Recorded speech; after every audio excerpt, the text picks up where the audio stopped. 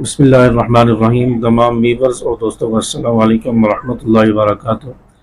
آج کی ویڈیو میں ہم بات کریں گے کہ جنت میں لے جانے والے اعمال کون سے ہیں۔ ویسے تو ہر مسلمان چاہتا ہے، ہر آدمی چاہتا ہے کہ میں جنت میں جاؤں، میں ایسے کام کروں جس سے میں سیدھا جنت میں چلا جاؤں، کوئی حساب کتاب نہ ہو، قیامت کے دن جو حاضری ہے اور مشکل وقت ہے اس سے مجھے نجات مل جائے اور میں سیدھا جنت میں چلا جاؤں۔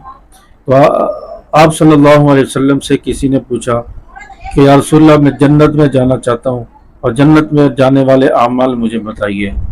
تو حضرت ابو ہریرہ رضی اللہ تعالیٰ عنہ روایت کرتے ہیں، آپ صلی اللہ علیہ وسلم کی حدیث مبارکہ ہے، اور میں وہ یہاں پر ذکر کر دیتا ہوں تاکہ آپ کو بھی معلوم ہو کہ جنت میں لے جانے والے اعمال کون سے ہیں، تاکہ میں اور آپ بھی اس پر عمل کریں اور اللہ تعالیٰ ہمیں بھی جنت کا مستحق بنا دے۔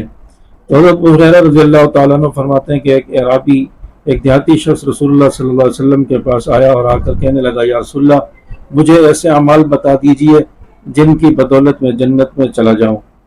تو آپ صلی اللہ علیہ وسلم نے ارشاد فرمایا کہ اللہ کے ساتھ کسی کو شریک نہ کرنا، نماز پڑھا کرو، زکوٰۃ دیا کرو، رمضان کے روزے رکھا کرو۔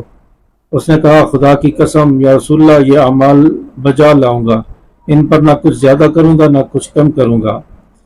یہ کہہ کر وہ شخص اٹھ گیا اور واپس جانے لگا۔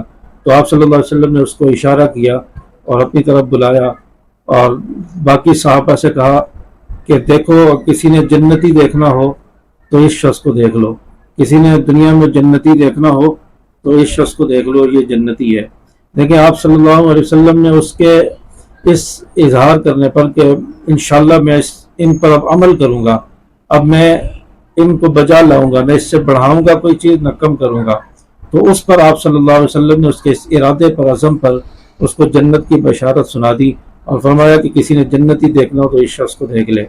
تو اس لیے یہ اعمال ان کو جو ہے کرنے کی کوشش کی جائے۔ تو نماز کی پابندی یہ ضرور کریں، نماز کی پابندی کریں، اسی طرح اللہ کے ساتھ کسی کو شریک نہ ٹھہرائیں۔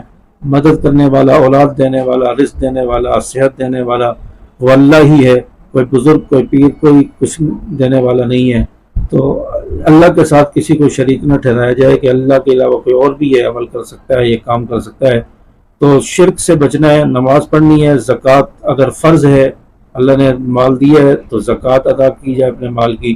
اللہ نے صحت دی ہے اور بالغ ہیں، بڑے ہیں، تو رمضان کے روزے رکھیں۔ اگر ہم بھی ان پر عمل کر لیں، ان 4-5 باتوں پر، تو انشاءاللہ ہم بھی جنت کے مستحق بن سکتے ہیں۔ جنت کوئی ہم سے دور نہیں ہے۔ اللہ تبارک و تعالی ہمیں عمل کرنے کی توفیق عطا فرمائے اور صحیح معنوں میں جنت کا مستحق بنائے۔ السلام علیکم ورحمۃ اللہ وبرکاتہ۔